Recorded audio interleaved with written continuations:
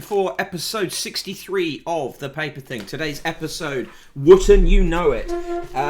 Today we've got, it's a four-paper show. We've got The Sun, The Times, The Daily Mail, and The Daily Mirror. We are going to... Oh, that's yesterday's Times picture there. That is not today's Times picture. Let's get the right picture up. You can't get the staff, and in fact, I don't have any staff. So we're going to start with The Sun. We're going to do a speed run through the Mirror because, as we have learnt in the past, the Mirror is not always the most thrilling of the papers. Then we'll do the Times and finish with the Daily Mail, as is sort of tradition on this show. Hello, Slinker. Good afternoon. How are you doing? What is occurring in your world? Good afternoon, Mark Canosis. How's it going? How was the garden centre? Whoop. Whoop. There we go. Right. So, let's get started with The Sun. Front page of The Sun. Wayne Rooney, sleepy Wayne Rooney, is back on the front page of The Sun with what The Sun purports is a picture exclusive. Is it a thrilling picture? No, it's not. It's a picture of Wayne Rooney wearing a hoodie, walking down the street, pursued by blondes. Exit Wayne Rooney, pursued by a blonde. There you go. That's your literary reference for the day. The headline, of course, is the quite... basic, but it's behind Roo. Not even it's behind Roo. 5:15 a.m. Wayne and girls in street. Cops quiz him over hotel pics. Hello, Bad Motivator. Good to see you. And what I should say is hello to subscribers, Slinkermeyer, Mark Canosis, and Bad Motivator. Today's other stories on front page of The Sun. Olympics glory, Tom's golden tears. COVID cases down 54%. And Glorious Goodwood, Frankie is back in the straddle. Slinkermeyer says, appreciate the nods. My favourite stage direction is an excellent stage direction. It's that one, and then for me also there's a number of very good stage directions in Sarah Kane's plays, several of them almost impossible to render on stage.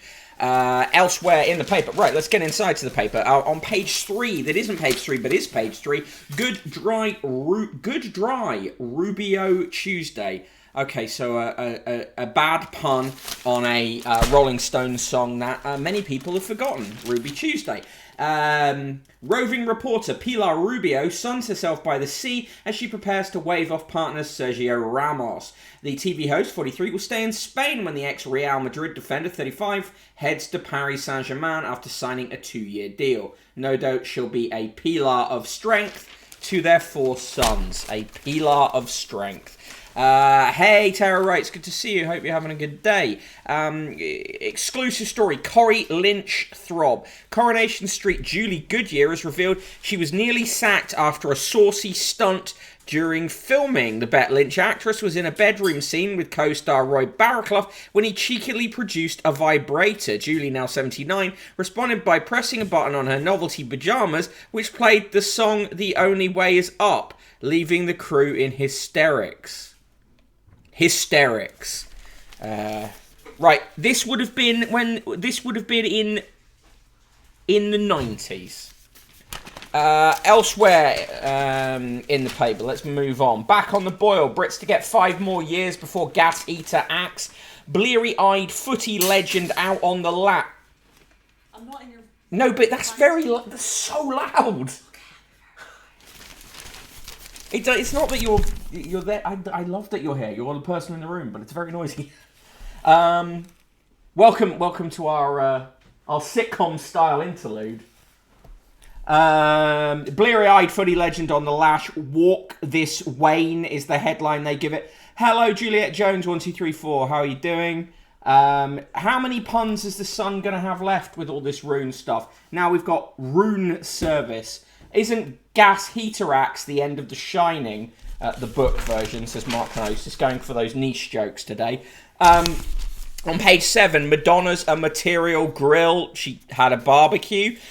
Strictly unfair. Anita blames exit on racism. TV star's final vote fears. Anita Rani fears racism may have cost her a place in the final of Strictly Come Dancing. Country File presenter was knocked out in the semi-final of the 2015 show when she partnered with Gleb Savchenko. Where's this from? Oh, it's from a Radio Times interview, which The Sun will have taken out of context. On pages 8 and 9, Dive Done It. Tom weeps with joy as he finally wins gold at his 4th Olympics.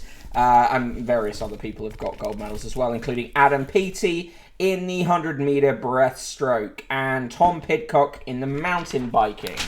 On page 11, Amanda Holden wears a bikini. Person in the room's a huge Amanda Holden fan. Massive Amanda Holden fan. Loves Amanda Holden. Cannot stop saying how much she enjoys the work and life of Amanda Holden. Anyway, the headline for that story is All Mans on Deck. Also on page 11, thanks Fergie, but no thanks. Sarah Ferguson wrote to the producers of The Crown, offering to provide royal expertise, but they turned her down. Well, there you go. What a shame for Fergie. Fergie, who still lives with ex-husband Andrew. Perhaps, by rights, he should have to live there with an ankle tag. But there you go. Pages 12 and 13. Channel gangs cash in. Brazen smugglers offering migrants business class or economy UK entry. I don't fully... I do not believe what The Sun writes about these things, particularly on immigration stuff, because the majority of these stories come directly from the Home Office. Adrian Chiles, our favourite potato-headed columnist, writes, give winners 2 medals, 1 for devoted parents, and he criticises the BBC. Does he? No. He says... No, he says it's unfair for the BBC to be criticised for not covering enough of the Olympics, which is not surprisingly. Poor Lilibet Diana Mountbatten-Windsor. I wouldn't want to be in her shoes. Eighth in line of the throne is nowhere near the top job, but somehow still uncomfortably close. Well, no risk of Adrian Chiles becoming our king anytime soon. Studying Fangirl says, what is that Operation Abomination? I did not sign up for this level of exposure. That is GB News' Dan Wootton. Today's newsletter is called Anatomy of an Arsehole. And so that is the image that goes with it. If you want to know why Dan Wootton is so awful and about his attack on 2 actual journalists on his terrible show, go to brokenbottleboy.substack.com and read today's edition. It didn't go out to all subscribers today. It only went out to paid subscribers due to a technical foul up at Substack. So if you do like today's edition, sharing it is particularly welcome. On page 17, Johnson's lover gives birth. Stacey's baby boy with Prem pedo. Ali is child number 2. Pedo footballer Adam Johnson is a dad again after girlfriend Stacey Flounders gave birth to a boy. The Sun on Sunday told how she had taken him back following his jail sentence and was pregnant with their second child. Stacey, 31, has now given birth to Ali. Both are thought to be doing fine. A friend said Adam and Stacey are thrilled to be parents again. Adam Johnson was put on trial in 2016 and found guilty of abusing a teenage girl he had groomed.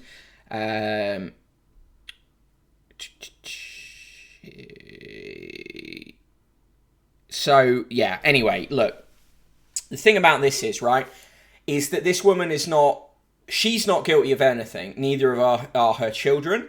And if we believe if the criminal justice system we have now is the one that people want us to have, it should be about rehabilitation and redemption, right? Anyway, and it's a very sick story given the Sun's record RE Predators. Pac-Man Scratch Card said, I heard Johnson and got very confused. Yes, and I don't think the Sun were caring about that either. Farage's Fuckface says, I've just been finding out that Drake from Josh and Drake is a pedo. No, Jesus. On pages 18 and 19, are reunited Affleck and J-Lo recreating Jenny from the Block video, is the claim. I don't know. Literally, they're basing this on the fact that that in July 2021, they stood in front of a balcony. In July, also this month, they hugged, and they have appeared standing next to each other a couple of... I mean, it's tenuous. It is tenuous. Mark I mean, I might be wrong, but I'm pretty sure she was guilty of naming the victim during the trial. Possibly, I don't recall that detail. If so, that's appalling. But the point being, her children are not guilty of anything. And really, can we justify a newspaper papping a young mother, a mother of children, and putting those children at risk? No, it's ridiculous. Mark Kenosis, the joke about Drake is funny, and yes, I can't read it out, but it is funny, and yes, he speaks to many young women in a dubious manner. Hooligans, monkey gangs square up in front of drivers amid a COVID food shortage. This is monkeys in... Where is this? Why won't the Sun write properly? Oh, okay. This is an abandoned cinema in Thailand. You do where, what, when, how, right? That's how you write a news story, and you put the where top of the news pyramid. It doesn't come third paragraph down. Anyway, there you go. Look, there's a load of monkeys. I'm Team Monkey, fully Team Monkey. There's a disgusting story. It's covered in all the papers about the killing of Ollie Stevens, who was 13 years old. He was a autistic boy who was lured to a park by other teenagers and stabbed to death. It is horrendous. He was only 13, and it's just horrendous. And of course, the Sun gives it the most sensational headline possible: Boys 14 guilty of honey trap killing. That story is covered in other papers too. Moving on, in the bizarre section, it's just various pictures of women wearing clothes tied to spurious stories. On page 25, clean up after shock deluge, Sloshpital A&E. Hospitals face floods, chaos after a month of rain fell in around 100 hours. In a few hours, about 100 inpatients were evacuated as water sloshed downstairs and corridors. Again, they wait to tell you the location till later in the story. Whips Cross Hospital in East London and Newham Hospital were affected. Yeah, it was a honey trap. They got a girl to lure him to the park. Yeah, and it is a horrible phrase. Stuck at home isolating with the kids. The Sun gives you a full-page feature of stupid things to do. Price and Joy. Katie Price's son Harvey grins as he celebrates another milestone after finishing school. Harvey, who's partially blind, has autism and Prader-Willi syndrome, got a graduation diploma at Linden Lodge, southwest London. Well, congratulations to Harvey. That's really good news. Ricky spinal agony. Styles wheelchair fear. Ricky Gervais fears he'll end up in a wheelchair due to a 30-year back problem. I mean, I don't know why the Sun... That's a story for the Sun. As easy as 1, 2, 3-some. Ah, yes, here is the feature we were promised yesterday about how to make you... get your best threesome. Let's see what the Sun has to say. Yeah, congratulations to Harvey. Bisexual Annalie Wild, 31. Is that her job? An admin assistant and her girlfriend Megan Smith, 28, a nurse from Mudford, Dorset, nearly split up after having a threesome with a male friend. The quote that they put on this is, "I had not noticed she left the bedroom as I was enjoying the moment." Accountant Chanel Wells and her partner Ryan Harms, a labourer who are both 28 and from Woking, love their threesome and plan to have more. Their quote, "We're addicted after a night of wild passion." And call centre worker Emma Rivet, who is single and from Brighton, tells how the third party stole her boyfriend Tom, 27, a painter, after they had a threesome. The quote on the top of that one, "I said Tupperware, but he continued to party." believe Tupperware was their safe word. I believe the phrase was ultimate threesome, which sounds wrestling related. Ultimate threesome, some fun, some tragic. Exactly. Righteous fuckface. Sexy dream led to bloody nose and hours in A&E, say support worker Julie McClellan and social media manager Grayson Wyatt, both 24. They ended up in hospital when their threesome went wrong. I asked Grayson for one for my birthday. I didn't want to do it with another girl, though I wanted a hunky guy. Luckily, Grayson agreed, and we both excitedly began to browse threesome acts to find the perfect man for the job. We found Luke, who was 6'2" and gorgeous. His shoulders were so broad and hard we called him Motorway. He ticked all the right boxes, except he had a foot fetish. Neither of us are into that, but we decided to look past it as he was sexy. At first, we were having a great time with him. He planted kisses all over my body. He kept going and going until he reached my toes. He began to suck them. He grabbed Grayson's foot and started rubbing them. We'd forgot to tell Luke that Grayson was extremely ticklish. Grayson screamed and accidentally kicked him in the face. The guy's nose started pouring with blood, and we spent the night in A&E. Grayson says, the moral of the story is do your research and talk properly about what you're happy to do in bed and not. This poor guy could have avoided injury had we said we weren't into the foot fetish.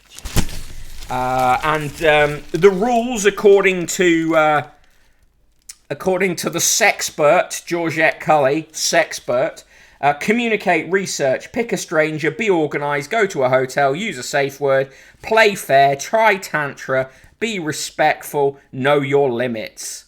I mean, all of those seem reasonable, apart from the tantra shit. Anyway, basically, out of the 4 case studies they got, 3 didn't enjoy it, and 1 had a wild night of passion, as is required from any tabloid story about this kind of thing.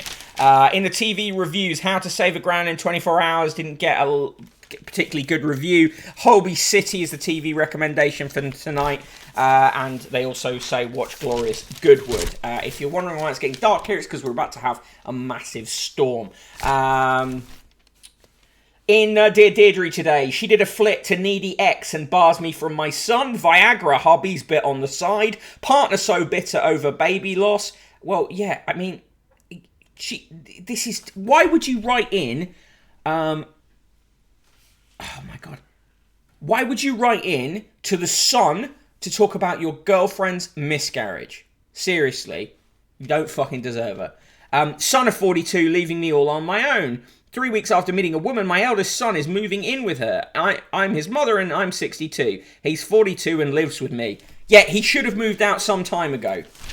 Mark Canosis saw the late Eddie Detroit tell a story a bit like that, but it was the woman just said, I hate guys with foot fetishes, and stabbed him in the groin. Jesus. Taylor writes, in the grand scheme of sex injuries, that sounds like he got off easily. Yeah, I'd say so. Mark Canosis says broken nose is foreplay, to be honest. Again, a remarkable insight into the Mark Canosis sex life. They've gone through Love Islanders' Instagram accounts to... I'm going to turn the light on because it's getting a bit dark in here. They've gone through Love Islanders' Instagram accounts to find people among them who have similar looking homes. Given that most of the Islanders look similar, I'm not surprised. Apparently, the things that they've got in common are huge headboards, funny that, sandstone bathrooms, dressing rooms, and wall arts. I mean, whoopee-doo. The Batch Ladies' recipes this week are Mexican bean soup and burritos. Fine, I guess. The £50 letter is about Wayne Rooney. Luke Russell says, Wayne Rooney may well have been taken advantage of while drunk and set up for compromising photos with 3 women half his age, but that is no excuse. He's a married father of 4 with form for this kind of behaviour, and it is now also the manager of Derby County Football Club. He needs to act like it. It is time he grew up. I hope he sees this as a moment to change his behaviour. He should start by giving up drinking, as is often that which leads him astray. Tara writes, so they looked at their homes, aggressively English. Of all the things to research about them, Mark says, I still want to believe they just broke into his room. This is just Wayne Rooney at a £60 travel lodge and these women break in and fart on his head. You still have to pay for that. Yeah, I'd say you'd have to pay for that, yeah. And in the sport, Ralph and Reddy, Manchester United have made a breakthrough in their pursuit of Raphael Varane. And Paul Britannia, Daily Unstoppable, as PT says, Medal Monday will inspire GB. Mark Kenosis is right. He should definitely give up drinking. He's clearly bad at it. Yeah, the rain is on. You alright? Yeah, I just wonder what papers you finished. This is the Sun. You don't want that. No, I don't want that. Okay, give me your scores for the Sun. Typically, pretty much a classic tabloid fare there today. Now, I'm going to move on to the Daily Mirror. How many minutes can I do this speed run in? Person in the room. 3 minutes. You always say 3 minutes. I know, why do you even ask me? Okay, a double negative nice from Slinker Farage's fuckface gives the Sun 10 out of 10. Could someone check on Farage's fuckface? I think he may have been kidnapped. Mark Kenosis gives the Sun minus 69 threesome-related A&E visits. Right, hey Google, set timer for 3 minutes. Here we go with the speed run of the Daily Mirror. All right, 3 minutes, starting now. Okay, front page of the Daily Mirror. Will Wayne ever learn? I'd say the answer is no. Main story, Pool's Gold. Team GB kicks off the gold rush with 3 wins in a day. But of course, Fool's Gold is fake and this is like real success, so it's a poor headline. Inside the paper, on page 3, model Martine, one of the elite, Martine McCutcheon, seems to have picked the perfect moment in life to start her modelling career with the agency Elite. She is 45. Flirty 50s are not past their sell-by-date daters. Who said they were? Why were you talking to them, Wayne? And why did you go to their hotel room, writes Polly Hudson, criticising Wayne Rooney. Golden Wonders is the headline for the Olympic success. My long walk to Fergdom. Duchess compares herself to Nelson Mandela. Oh, fuck off, Fergie. Not out of the woods. New infections fall for 6 days running, but PM warns numbers will rise again. A story on the private equity predators. J-Lo is wearing a necklace that says Ben on it. Europe's busiest hospital for sick creatures. There's a picture of a hedgehog having a therapeutic bath. Mark Kenosis, how is Rooney going to learn he doesn't have object permanence? Agreed. I fear my Libby was flashed by her killer weeks before murder. She didn't report it, writes Lucy Thornton, speaking to the mother of Libby Squire.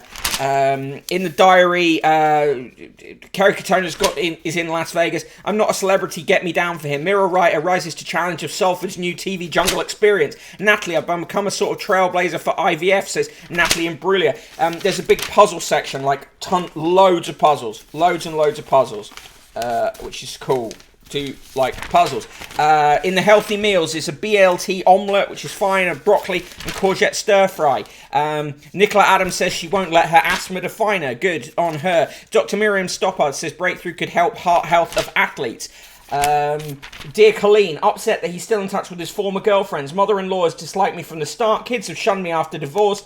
And feeling trapped in an unhappy or dissatisfied marriage can increase the risk of stroke. TV recommendation of the day is Bake Off the Professionals, the final. And in the sports, happy Monday. PT Daly and Lee, then Pidcock in GB Gold Rush. And that is the Daily Mirror. Hey Google, how much time left on the timer?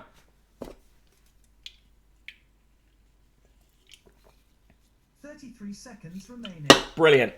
Hey Google, stop timer. All right, so that was the Daily Mirror in 2 minutes 30. I cancelled it.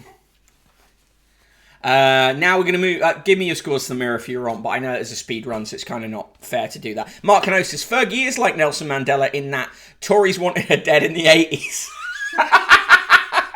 Hello to you, first time chatter, Johnny L. Ella, how are you doing? Slinker Meyer, is that a new PB for Daily Mirror? Yes, it is. It's a new PB, 2 minutes 30 for rattling through the Daily Mirror. Just want to repeat that Mark Kenosis' joke about Wayne Rooney. How is he going to learn? He doesn't have object permanence. Terrorites rated the Sun A-, however much Wayne Rooney spent on his hair. Chronotherm didn't know J-Lo was supporting Israeli PM David Ben-Gurion. Mark Kenosis, to be fair, the long walk to freedom is good, but it lacks the inspirational power of Budgie the little helicopter. Nice. Right, time for the roll call. Then we'll be on to the Times and, of course, ending on the despicable, the disgusting, the devastatingly shit Daily Mail. I'm, of course, the Broken Bottle Boy, aka Mick Wright. You can follow me on Twitter at Broken Bottle Boy or on TikTok at Useless Conquest. Why not do both? I write a daily newsletter. It's called Conquest of the Useless. It is a media review and criticism newsletter, and it is free to subscribe to. brokenbottleboy.substack.com.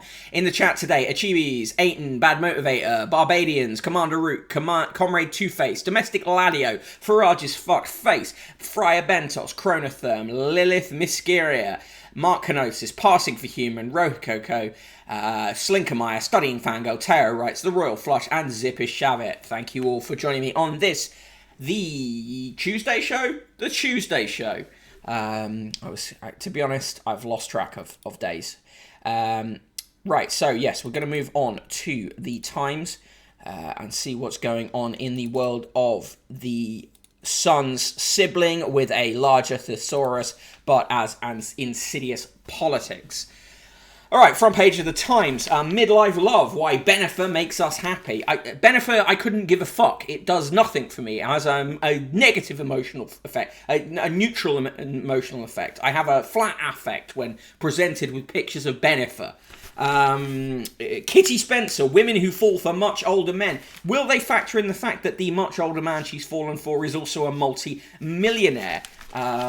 Slinkermeyer, for a second I thought you were saying Mark Notice is only passing for human there. No, Mark has worked for many years to learn how to pass for human, and he's a master at it now. On the main story, PM gets tough on burglars. This is fucking horseshit. And it's horseshit you're going to see repeated in the Daily Mail, which has Priti Patel writing about this. Their plan, which they're calling the Beating Crime Plan, incredibly unique name, is basically all the old shit we've heard before, like tagging burglars, tagging people who've been involved in crimes where alcohol was involved. Very little stuff about rehabilitation and a lot of shit about getting offenders to clean parks or whatever. Basically an excuse to use people who have fallen foul of our distinctly unfair and punitive towards poor people, particularly criminal justice system, using them as cheap labour. That is what it's like. And remember, of course, because it's Priti Patel, it's the Beaten Crime Plan. The Beaten Crime Plan. PM gets tough on burglary. Also, rates of burglary have declined over the years. Burglary is not one of the most common crimes, in the same way that, say, armed robbery isn't. Gold Rush on Magic Monday for Team GB. They always have to think Magic Monday. Slinkermeyer says the Beating Crime Plan sounds very masturbatory. Yes. And at the top of the page, 6th consecutive drop in coronavirus cases puzzles scientists. When you actually read the copy, it doesn't puzzle them all that much. They say there's a number of reasons it could have happened, and there's a good chance that there could still be a uptick in numbers. Puzzles my ass. Right, inside. Seaside town pulls up drawbridge against the second home invasion. Popular Devon's resort of Salcombe is imposing the strictest rules in the country. Good on them. Unruly jet skiers shatter peace and scatter birds at hotspots. Fuck those guys. Drones prove to be a lost dog's best friend. No, I'm really into the tea. I was just gesturing. Okay, cool. That's completely unrelated to you making tea. A team of volunteer drone pilots have reunited more than 2,000 lost dogs with their owners in 4 years. Graham Burton, 66, set up Drone SAR for lost dogs, and now has 1,700 volunteers ready to step up when an animal is reported missing. Here's a lovely dog that was found. Mark Gnosis. Obviously, it's not that simple, but it's funny that the English and Scottish case declines map onto each team leaving the Euros. That's it is a lot of the experts are saying that there is a correlation there. Children guilty of murdering boy 13 is how the Times covers the murder of Ollie Stevens and the conviction of his killers. Horrendous.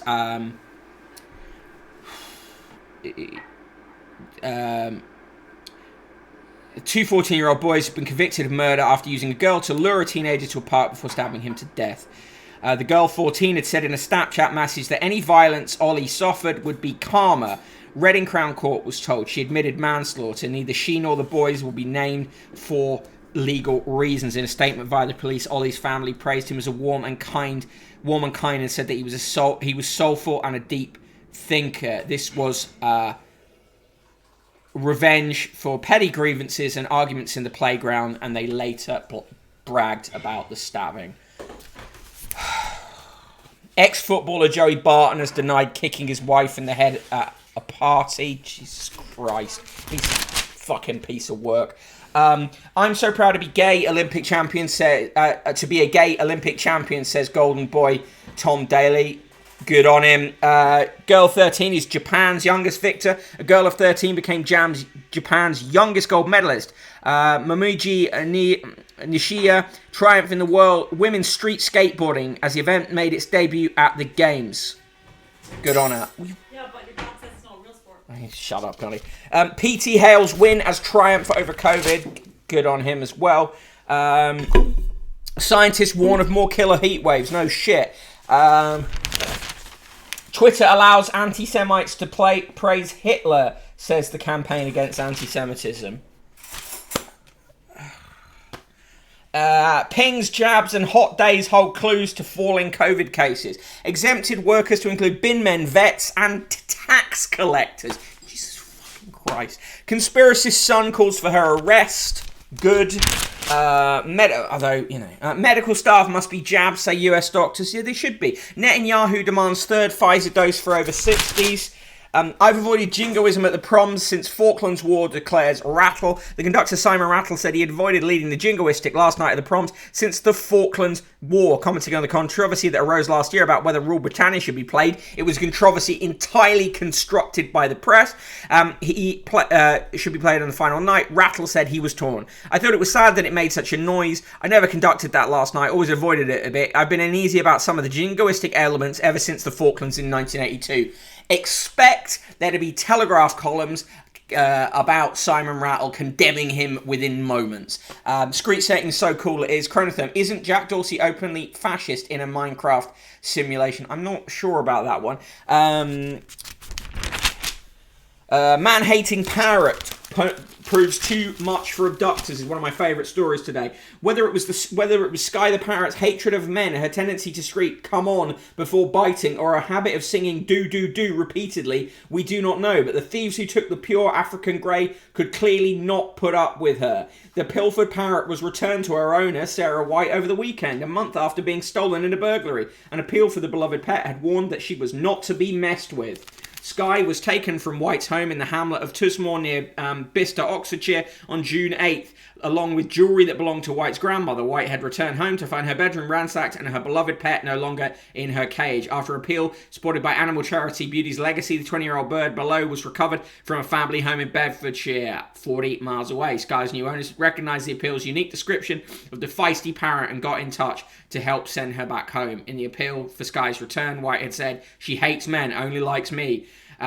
We think she was bundled into a laundry basket and taken. No food or drink. I'm absolutely devastated." Really glad to know that she got Sky back, and full support for Sky, the angry, man-hating parrot. I was hoping Mark Knosis was hoping to get some Marble Arch Mound content in the papers. Haven't seen any yet, but I feel like they will come.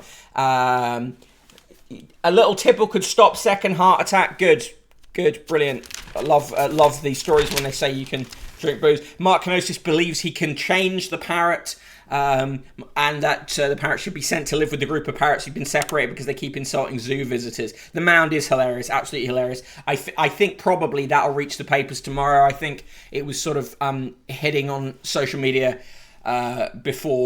slightly after the papers went to print. Wildlife rules too easy for developers to manipulate. Yeah, that's true.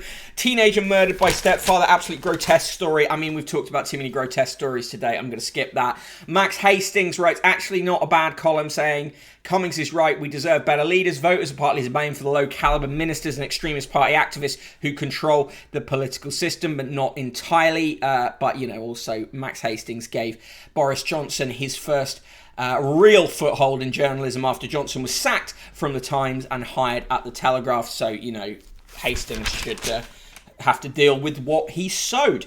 Melanie Phillips, aka Anders Breivik's favourite columnist, writes, glaring defect in Patel's policy on sex crime. Matt Shawley, while on holiday, still writes a notebook. Sad to say, Giles Corran is still away. I wonder what he's up to. Possibly, writing messages gloating about the untimely death of people far, far, far more talented than he could ever be. Hugo Rifkin says compulsory COVID passports are a step too far. I'd say it's probably true. Mark Kenosis says that the crow who stole a knife from a crime scene should also join the bird sanctuary for maniac birds.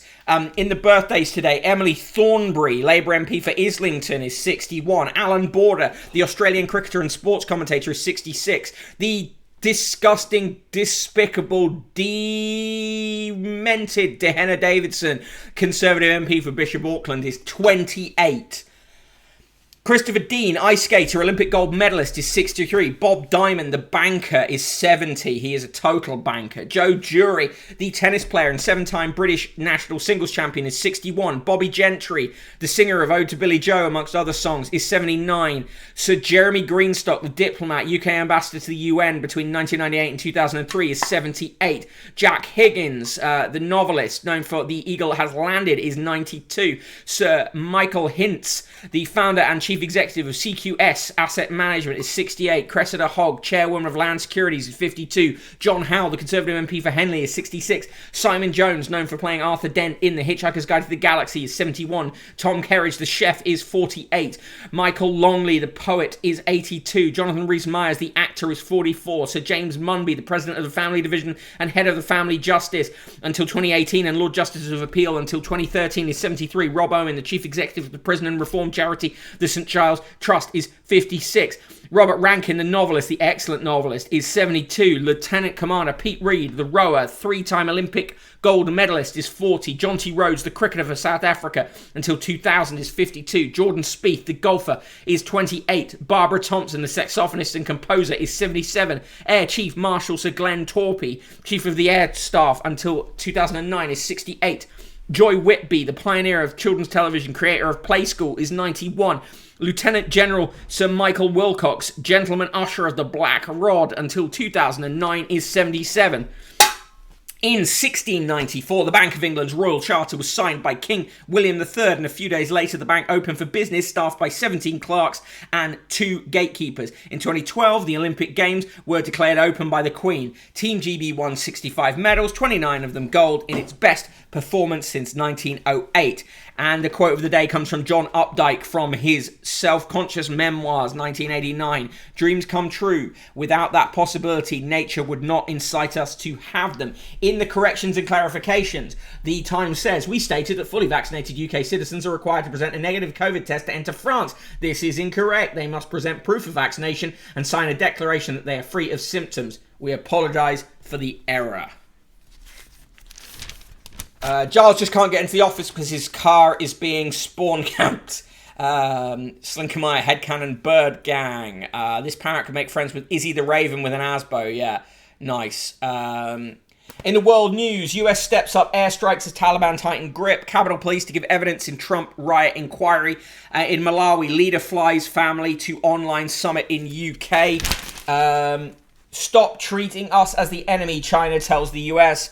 Faux foie gras sticks in the throat of the French. Foie gras, the most emblematic and controversial of French delicacies, been produced by force-feeding ducks and geese for more than 4,000 years, according to French gastronomes. However, it's now to be made in a Parisian factory by a startup that says it's discovered how to cultivate the meat from cells taken from recently laid eggs. The announcement has been hailed by modernizers as a triumph and angered the foie gras heartland of southwest France. A man has been ordered to remove a wooden statue from his father's grave after visitors complained that it resembled Adolf Hitler. Depicts a figure with black hair and a little black mustache. He's wearing a football shirt, shorts, and long black socks with a badge on his chest bearing the number. Can anyone guess what the number is? Yes, it's the number 88, a number which in neo-Nazi circles represents the letters HH for Heil Hitler. The man who commissioned it has only been named as Oliver E. 51. It was made for his father Ewald, who died in 2013. It was placed on the grave this month in the cemetery. The mayor in Weil im Schonbach. The mayor of the town, Wolfgang Lahl, said he had received a dozen phone calls from visitors to the cemetery concerned at the likeness to Hitler and in particular the use of the number 88. He ordered it moved. The son's lawyer denied any association. Harry is not a Nazi. His father was a cashier at a football club for 30 years, the lawyer told Bild. The 88 badge represented the street number of the father's house, he claimed. It's unclear what will happen to the sculpture, which was created by a local artist. If the investigation is dropped, Oliver E. might place it in his garden. Associations with Hitler and Nazism, deliberate or not, regularly prompt police investigations and public outrage in Germany and Austria. In April, an Austrian police officer was fined €6,300, given a 10-month suspended prison sentence, posting a photo of Einernockel, egg dumplings, Hitler's favourite dish, on Facebook on April 20th last year, Hitler's birthday. He claimed it was a coincidence and that he had eaten Einernockel on that of all days. In 2019, I feel like there's more to that story. In 2019, a German theme park had to shut a new carousel called Eagle Fly after visitors complained that its seat arrangements formed two large swastikas once lifted into the sky. There you go. I mean, the statue doesn't really look like Hitler, but the number is like, Farage as fuck face. Maybe his dad was just really into Hitler. Yeah. Thank you, Mark Canosis, for sharing an image of the statue. Bezos offers to help pay for NASA's moon mission. Fuck off, Jeff. Pay your taxes. Facebook preachers converted with prayer tool. Jesus. Tesla speeds to £1 billion quarterly profit. Of course, the Times 2 has Snap, Jennifer Lopez, Ben Affleck, and the great romantic comeback. It happens. It happens. People get back together sometimes. In the obituaries. Oh, it actually looks a lot like Hitler. Okay, it doesn't look a lot like Hitler in the picture they put. Slinker Meyer, pay your taxes and your staff. Yes, exactly. In the obituaries, John Cornell, maverick Australian businessman behind the global success of Crocodile Dundee, as well as Kerry Packer's controversial cricket series, has died. He was 80 years old. Taylor writes, you'd think if you're in a country which had these laws, you'd be more careful from a pragmatic perspective, if not a moral one. Well, yeah, exactly. Sir Ronald Halstead died. He was a respected industrialist who served as chairman and chief executive of the Beecham Group, but fell victim to a ruthless coup. He was 94, and Greg Knoll, a swashbuckling surfer whose brawny physique and reputation for conquering big waves earned him the moniker Da Bull, has died. He was 84. Ah, yes, it's one of my best mugs. Child in the room made it for me. It says Mick on it.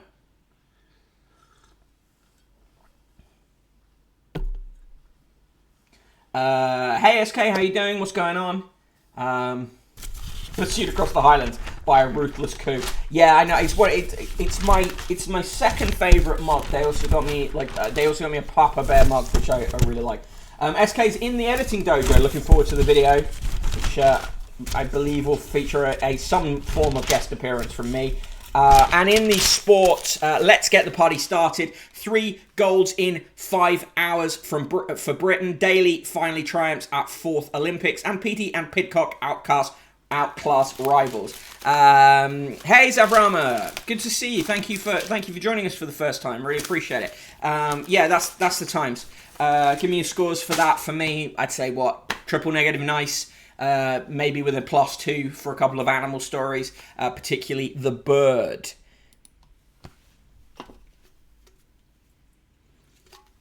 Okay, and finally today, we are going to move on to the Daily Mail, our classic ending paper for the day. The dark heart of Middle England. Daily Mail still going on with its £50,000 treasure hunt. Top of the shop, pure gold. It's glory on Magic Monday as Daily seals 12-year dream. The main story, crackdown on crime. Absolute horseshit. Pretty. I'll make yobs clean the streets. It's all the same old shit. It's stuff that won't... If you really want a society in which there is less crime, you want a society where more people are not left outside of the safety net, when more people are not left without hope, where you invest in education and libraries and after school care and before school care and all of this kind of stuff. It's all, as Mark Canosa says, very late Blair. It's very March Thogs to cash point shit. It's bullshit. And also in terms of like making ex-offenders or offenders clean places up and stuff, it's because they want to exploit prison labor. They've seen what happens in America, where huge amounts of stuff is made and done by people in prison, and it's exploiting prison labor. The thing is, Mick, they absolutely do not want this. Well, yeah, they don't want a better society. Of course they don't. I'm just saying if you did. I'm just trying to say that because their rhetoric is, oh, we're doing this to make things better for you. Well, no, it's to make things better for a very small subset of society that votes for Tories, supports the Tories. The Tories always operate in their class interests, even if they pretend not to. Zavrama says, is tertiary education expensive in England? Yeah, boy howdy it is. Not as expensive as the US, but pretty bad. In the paper, modelling a cinch for Boris's girl Lara. Yes, Boris's daughter Lara is a freelance journalist and happens to just get really big gigs for places like Tatler and is modelling for them as well. Welcome to Great Britain, country of meritocracy. Also, tough on crime wins votes. It does. It's an empty phrase. And while you've got the Tories saying that, you've got Labour saying, well, they're not tough enough on crime. So we've got no choices because we've got two authoritarian parties. C122, H122. How did she get that job? Indeed. Chronotherm wants the return of dog Asbos. On pages 4 and 5, of course, they cover the Olympics. Golden glory of Magic Monday. Self-doubt bullies. Family tragedy. Now Tom's beaten them all. And they talk about PT. Not bad for the boy once scared of water. Harry and Meghan now for another new chapter. The biography Finding Freedom has been reissued with a new chapter, so of course the Daily Mail takes advantage of that to get very angry. On pages 10 and 11, COVID's hit for 6. That's the number of days in a row. Cases have fallen, raising hopes we've turned the corner. Stop doing this. Chronotherm, aren't most kids scared of water because it can kill you? They're certainly wary to start with. I mean, not when they're babies. They can swim underwater. I'm not sure how long though. It's a short period, isn't it, when they can swim underwater? But yeah, initially you're not scared of it at all. But yeah, you get scared pretty fast. Pages 12 and 13. Let's give Pandemic the boot. The head of Boots is saying that. Of course, he's because the fact that there's actually an underlying growth in cases is a problem for his bottom line. Slinkermire, I'm reading in my rant about the criminal justice system, but I could go on for hours, and you'd be justified to. On page 19, the son of Kate Shemirani, the anti-vax conspiracist who repeatedly compared doctors and nurses to the Nazis, her son Sebastian has said she should be arrested for incitement to violence.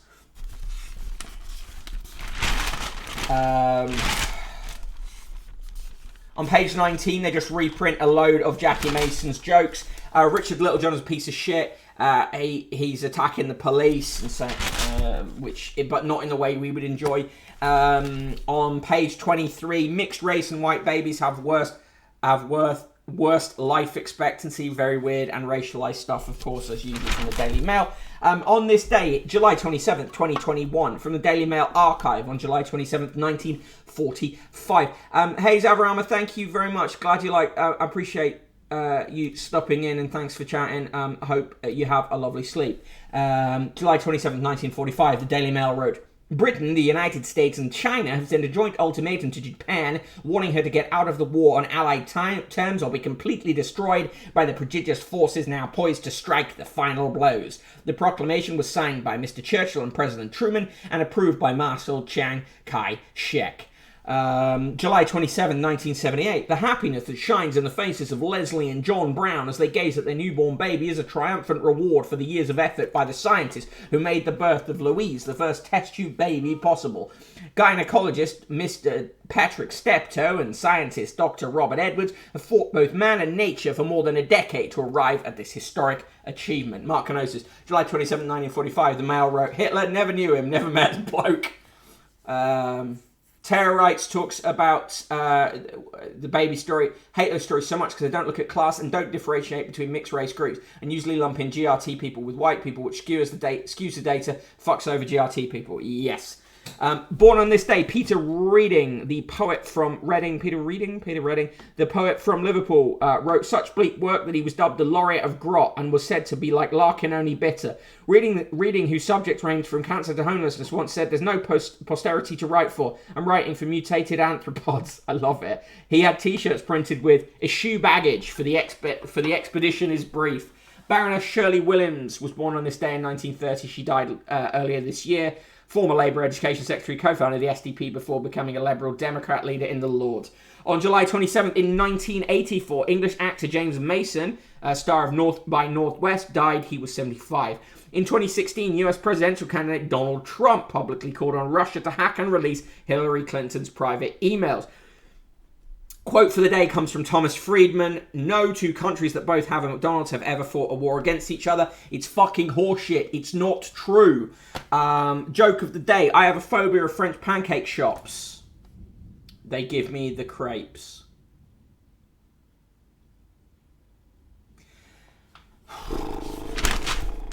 There's a feature on people who've quit their jobs to stick with their pets that they adopted over lockdown. Saints or sinners? Here's some shock news. The Catholic Church is corrupt. Cardinal in charge of canonization to go on trial in Vatican with 9 others over shady British property deal and bleeding the church of millions. See, the crime that the Catholic Church will actually bother to investigate is if you steal their money. They do a full-page story on the murder of Ollie Stevens. It's horrible. So that's why you can't hear what your wife and kids are saying. Why do you get a headache if your brain can't feel pain? Why does a fever make you hot? Why do tummy bugs put you off milk? A fascinating new book reveals your body's quirky secrets. Fucking hate the word quirky. C122, H122, Ireland has McDonald's and UK does horseshit. Yeah. Guilt-free guide to enjoying red meat. I feel no guilt about enjoying red meat. Sorry, 2 vegetarians in the chat. Good health. Waiting lists were already interminable and the pandemic only made them worse. And if pain's too much and you're uninsured, there's only one painfully expensive option. Forced to pay thousands for our own surgery. That's horrible. They rate various soft drinks that are apparently meant to be good for your body and give your brain a boost. Grenade Cherry Bomb gets 5 out of 10. Kombucha Cat Energy gets 3 out of 10. They just don't like kombucha. Person in the room is a big kombucha fan. Well Woman Vitamin Drink gets 8 out of 10. And Tenzing Original gets 5 out of 10. There you go. My lockdown workouts gave me blinding headaches, writes someone. There's a thing of trying to advertise stuff to stop your back pain. In the TV Bake Off, the professionals, the finalist pick of the day, the reviews, how to save £1,000 in 24 hours got 2 stars. Find It, Fix It, Flog It also got 2 stars. Garfield and John are just sort of hanging out. Chloe and Co are drinking and talking about men. And Fred Bassett is watching one of his family on a zip line. He says, "I'd love to have a go, but I'm just not built for it." Markanosis says, I believe this is directed at you, person in the room. "If you want to drink vinegar, just drink vinegar. Don't hide behind kombucha like a coward." Sometimes I drink apple cider vinegar. Sometimes she does drink apple cider vinegar in water. Domestic Ladio says kombucha isn't vinegar though. Kombucha war discourse in the chat. All right, time for the right. I'm going to read the poem today because it's absolute dog shit. The poem today is called Freedom, and it comes from Lindsay in Cornwall. "Restrictions have been lifted. We're all free to make a choice to wear or not wear a mask. At last, we have a voice. Now we can go up to the bar and order like adults, not sit and wait for service while the staff mutter and sulk. We're free to meet with friends indoors, even when more than 6. No one can tell us to use that gel, the one that smells like sick." Hand gel doesn't smell like sick. "1 metre rule is scrapped at last. We can dance out in the street. We're free to smile and laugh and chat with the people that we meet. But numbers here are climbing fast. Lots told to isolate. The PM and the Chancellor both sit at home and wait. Despite the vaccination rate, we're all in jeopardy. The lifting of restrictions seems a little daft to me. God knows we need our freedom, but at any cost. No thanks, the NHS are struggling with much depleted ranks. They threaten autumn lockdown, we'll be stuck indoors again. But if we get the numbers down, we might be spared the pain. So I should keep my mask on when I'm in the public place, wash my hands and use the gel. I'll put on a brave face. No one will see it anyway. And I hope I'm spared from quarantine, my friends and loved ones too. That's my choice made quite freely, but the rest is up to you. Jesus.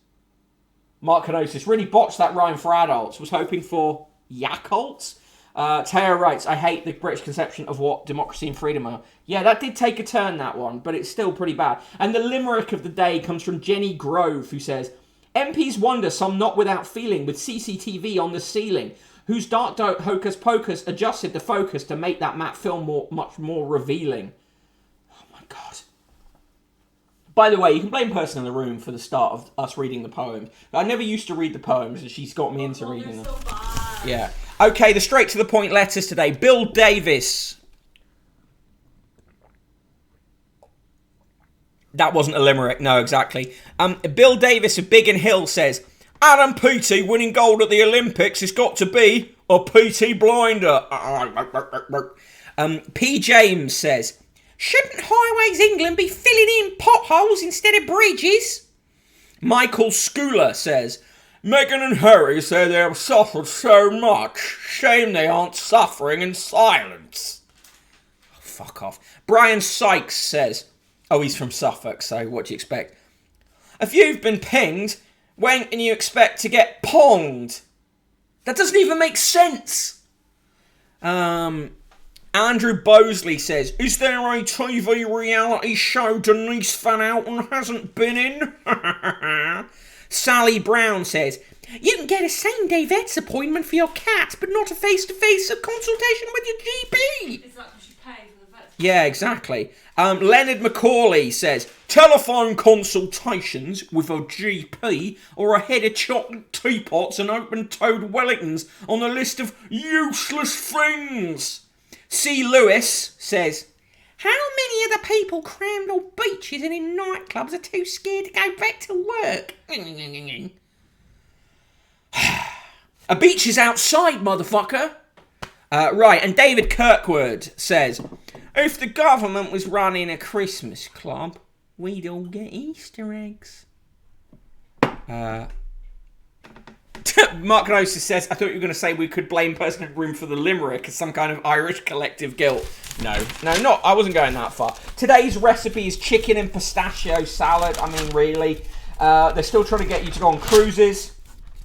Buy mowers. Get finest cotton and silk chino trousers. Available in sand, sky and navy. Really ugly. C122H122 says, I hate the written word. And in the sport, Golden Boys, Magic Mondays, GB grab first 3 golds of the games. That is your Daily Mail today. Well, not yours. It is the Daily Mail. Chicken pistachio salad sounds vile. It does, really. For me, it's a quadruple negative. Nice. Very little to save it today. Thank you for joining me. Give me your scores, by the way, for the mail. Thank you for joining me today on the show. It's on this Tuesday show. I'm going to give you the link to the Discord. If you enjoy the show, the Discord is a good place for talking to other people who enjoy the show, talking to me, spending other time talking about newspaper and other articles that we hate. That's the purpose of it. There is the link. Also, if you want to help support the show, a really good way of doing it is just throwing a few coins into the newspaper fund. It's paypal.me/conquest of the useless. It's been a rather empty fund recently, but if you do want to throw some coins in there, that's helpful. And particularly if you want to suggest a magazine for Friday's magazine special, just chuck some coins in and put in the little comment box what magazine you want me to buy with those coins.